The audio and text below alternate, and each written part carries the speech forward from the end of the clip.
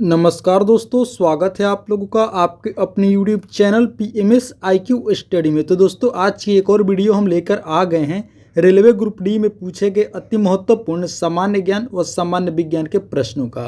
तो आइए दोस्तों, वीडियो को शुरू करते हैं और देखते हैं आज का अति महत्वपूर्ण सामान्य ज्ञान व सामान्य विज्ञान के प्रश्न। सभी प्रश्न दोस्तों बहुत महत्वपूर्ण होने वाले हैं आगामी रेलवे ग्रुप डी के एग्जाम के पॉइंट ऑफ व्यू से। तो आप लोगों से एक रिक्वेस्ट करूंगा कि आप लोग इस वीडियो को अंत तक जरूर देखिएगा, सभी प्रश्नों को अच्छे से समझिएगा। तो चलिए दोस्तों, वीडियो को शुरू करते हैं। पहला प्रश्न है, सुंदरवन में किस प्रकार के वन पाए जाते हैं? तो सही उत्तर होगा ज्वारीय वन। जी हाँ दोस्तों, आप लोगों को याद रखनी है, सुंदरवन में ज्वारीय वन पाए जाते हैं। चलिए अगला प्रश्न देखते हैं।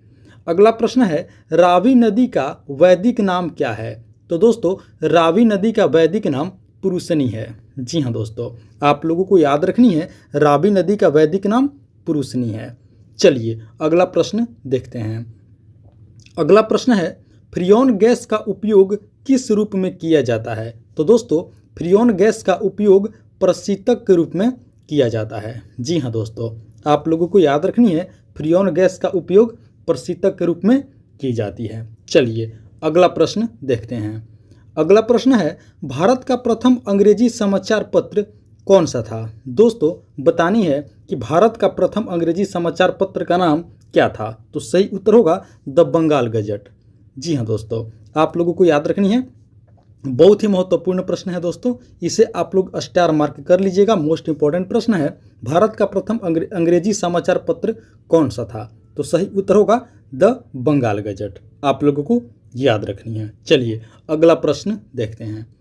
अगला प्रश्न है, एक मेगा वर्ष में कितने वर्ष होते हैं? तो दोस्तों, एक मेगा वर्ष में 1 मिलियन वर्ष होते हैं। जी हाँ दोस्तों, आप लोगों को याद रखनी है, एक मेगा वर्ष में 1 मिलियन वर्ष होते हैं। चलिए अगला प्रश्न देखते हैं।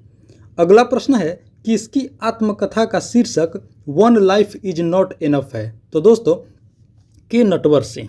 जी हाँ दोस्तों, आप लोगों को याद रखनी है, कुंवर नटवर सिंह, जिनकी आत्मकथा का शीर्षक दोस्तों one life is not enough है। आप लोगों को याद रखनी है, के नटवर सिंह अर्थात कुंवर नटवर सिंह। दोस्तों, ये पूर्व विदेश मंत्री भी रह चुके हैं, आप लोगों को यह भी याद रखनी है, कुंवर नटवर सिंह। चलिए अगला प्रश्न देखते हैं। अगला प्रश्न है, रेशम कीट के किस चरण से रेशम प्राप्त किया जाता है? तो दोस्तों, रेशम कीट के प्यूपा से रेशम प्राप्त किया जाता है। आप लोगों को याद रखनी है, रेशम कीट के प्यूपा से रेशम प्राप्त की जाती है। चलिए अगला प्रश्न देखते हैं। अगला प्रश्न है दोस्तों, प्रतिरक्षीकरण किसके कार्यकरण पर आधारित है? तो दोस्तों, प्रतिरक्षीकरण भक्षक कोशिका। जी हाँ दोस्तों, प्रतिरक्षीकरण से आप लोगों को याद रखनी है भक्षक कोशिका। बहुत ही महत्वपूर्ण प्रश्न है दोस्तों, आप लोग जरूर याद रखिएगा, प्रतिरक्षीकरण किसके कार्यकरण पर आधारित है? तो भक्षक कोशिका। चलिए अगला प्रश्न देखते हैं। अगला प्रश्न है, पाकिस्तान और अफगानिस्तान के मध्य अंतर्राष्ट्रीय सीमा रेखा क्या कहलाती है? तो दोस्तों, पाकिस्तान और अफगानिस्तान के जो मध्य अंतर्राष्ट्रीय सीमा रेखा है उसे डूरंड रेखा कहा जाता है। आप लोगों को याद रखनी है, बहुत महत्वपूर्ण प्रश्न है और बार बार रेलवे में दोस्तों यह प्रश्न पूछे जाते हैं। पाकिस्तान और अफगानिस्तान के मध्य अंतर्राष्ट्रीय रेखा को डूरंड रेखा कहा जाता है।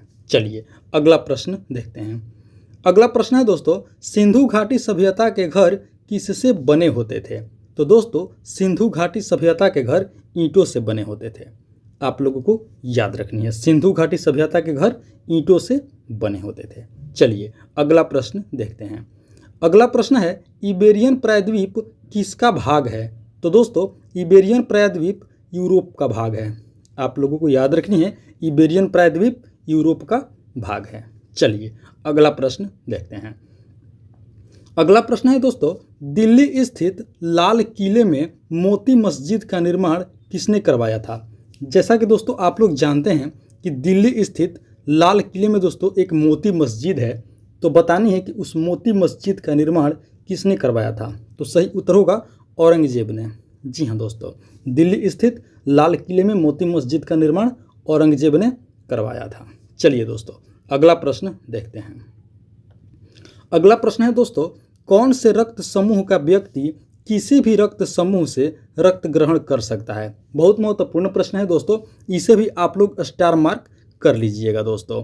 कौन से रक्त समूह का व्यक्ति यानी कि कौन से ब्लड ग्रुप का व्यक्ति दोस्तों किसी भी ब्लड ग्रुप से ब्लड को ले सकता है? तो सही उत्तर होगा ए बी ग्रुप। जी हाँ दोस्तों, आप लोगों को याद रखनी है, ए बी ग्रुप रक्त समूह का व्यक्ति दोस्तों किसी भी रक्त समूह से रक्त ग्रहण कर सकता है, आप लोगों को याद रखनी है। चलिए अगला प्रश्न देखते हैं।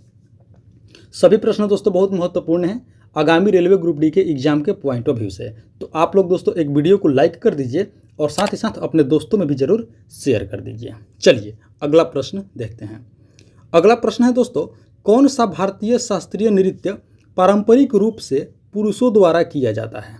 दोस्तों बतानी है कि कौन सा भारतीय शास्त्रीय नृत्य है जो पारंपरिक रूप से पुरुषों द्वारा किया जाता है? तो सही उत्तर होगा कुचिपुड़ी।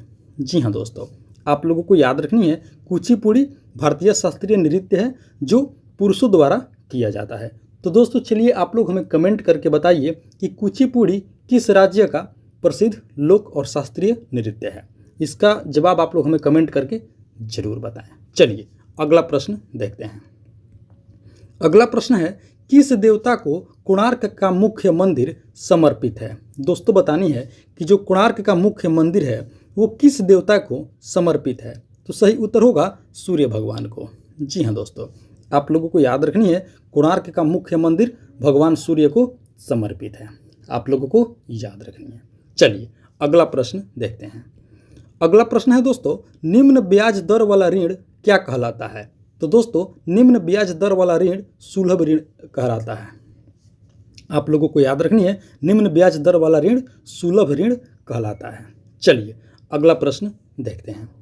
अगला प्रश्न है, किसी उच्च न्यायालय में न्यायाधीशों की संख्या का निर्धारण कौन करते हैं? दोस्तों बतानी है कि किसी भी उच्च न्यायालय में अर्थात हाई कोर्ट में न्यायाधीशों की संख्या का निर्धारण कौन करते हैं? तो दोस्तों संसद करते हैं, आप लोगों को याद रखनी है, किसी भी उच्च न्यायालय में वहाँ के दोस्तों जजों की संख्या को कम करना अर्थात ज़्यादा करना कम करना ये सब किसके हाथ में होता है? तो संसद के हाथ में होता है, आप लोगों को दोस्तों याद रखनी है, बहुत ही महत्वपूर्ण प्रश्न। चलिए अगला प्रश्न देखते हैं। अगला प्रश्न है, किस संविधान विधेयक द्वारा संसद ने मतदान करने की आयु को 21 वर्ष से 18 वर्ष कर दी थी? दोस्तों ये भी बहुत महत्वपूर्ण प्रश्न है, मोस्ट इंपॉर्टेंट प्रश्न है, इसे आप लोग दोस्तों जरूर स्टार मार्क कर लीजिएगा। बतानी है कि किस संविधान संशोधन द्वारा संसद ने मतदान करने की आयु को 21 वर्ष से घटा करके 18 वर्ष कर दी थी? तो दोस्तों 62वें संविधान विधेयक में। जी हाँ दोस्तों, आप लोगों को याद रखनी है, 62वें संविधान विधेयक में संसद के द्वारा दोस्तों मतदान करने की जो आयु थी दोस्तों 21 वर्ष, उसको घटा करके 18 वर्ष कर दी गई थी 62वें संविधान संशोधन में, आप लोगों को याद रखनी है। चलिए अगला प्रश्न देखते हैं। अगला प्रश्न है, पंजाब की 5 नदियां सिंधु से कहां पर मिलती है? दोस्तों जैसा कि आप लोग जानते हैं पंजाब को 5 नदियों की भूमि कहा जाता है, तो बतानी है कि पंजाब की 5 नदियां सिंधु से कहां पर मिलती है? तो दोस्तों इसका सही उत्तर होगा मिठानकोट। जी हाँ दोस्तों, आप लोगों को याद रखनी है, पंजाब की 5 नदियां सिंधु से दोस्तों मिठानकोट में जा कर के मिल जाती हैं, आप लोगों को याद रखनी है। चलिए अगला प्रश्न देखते हैं। अगला प्रश्न है दोस्तों, पानी का बुलबुला किस कारण से चमकता है? ये भी दोस्तों बहुत महत्वपूर्ण प्रश्न है, मोस्ट इंपॉर्टेंट प्रश्न है, इसे भी आप लोग स्टार मार्क कर लीजिएगा, मोस्ट इंपॉर्टेंट प्रश्न है दोस्तों। बतानी है पानी का बुलबुला किस कारण से चमकता है? तो सही उत्तर होगा पूर्ण आंतरिक परावर्तन के कारण। जी हाँ दोस्तों, प्रकाश का पूर्ण आंतरिक परावर्तन के कारण पानी का बुलबुला दोस्तों चमकता है, आप लोगों को याद रखनी है, पूर्ण आंतरिक परावर्तन के कारण। चलिए अगला प्रश्न देखते हैं। अगला प्रश्न है दोस्तों, सेल फोन किस सिद्धांत पर कार्य करता है? तो दोस्तों सेल फोन विद्युत चुंबकीय तरंग के सिद्धांत पर कार्य करता है, आप लोगों को याद रखनी है, सेल फोन विद्युत चुंबकीय तरंग के सिद्धांत पर कार्य करता है। चलिए वही बात कर लेते हैं दोस्तों, रॉकेट किस सिद्धांत पर कार्य करता है? दोस्तों ये दोनों प्रश्न बहुत महत्वपूर्ण हैं, सेलफोन विद्युत चुंबकीय तरंग पर कार्य करता है और रॉकेट दोस्तों संवेग संरक्षण के सिद्धांत पर कार्य करता है। आप लोगों को याद रखनी है, रॉकेट किस सिद्धांत पर कार्य करता है, तो संवेग संरक्षण के सिद्धांत पर कार्य करता है। चलिए अगला प्रश्न देखते हैं। अगला प्रश्न है दोस्तों, बेगम अख्तर का संबंध किससे है? तो दोस्तों बेगम अख्तर का संबंध शास्त्रीय गायिका से है। आप लोगों को याद रखनी है, बेगम अख्तर दोस्तों शास्त्रीय गायिका से संबंध है। चलिए अगला प्रश्न देखते हैं। अगला प्रश्न है, गौतम बुद्ध के मित्र का नाम क्या था? तो दोस्तों गौतम बुद्ध के मित्र का नाम आनंद था। आप लोगों को याद रखनी है, गौतम बुद्ध के मित्र का नाम था दोस्तों आनंद। तो दोस्तों ये थी हमारी आज की रेलवे ग्रुप डी में पूछे गए अति महत्वपूर्ण सामान्य ज्ञान व सामान्य विज्ञान के प्रश्नावली वीडियो। आशा करते हैं दोस्तों आप लोगों ने वीडियो को अंत तक जरूर देखे होंगे, सभी प्रश्नों को अच्छे से याद भी कर लिए होंगे। तो दोस्तों वीडियो को एक लाइक करने के साथ साथ PMS IQ study YouTube channel को सब्सक्राइब कर लें और अपने दोस्तों में भी जरूर शेयर कर दें। मिलते हैं दोस्तों इसी तरह का एक और मोस्ट इंपॉर्टेंट टॉपिक वीडियो लेकर के। तब तक के लिए आप लोगों का बहुत बहुत धन्यवाद। जय हिंद दोस्तों।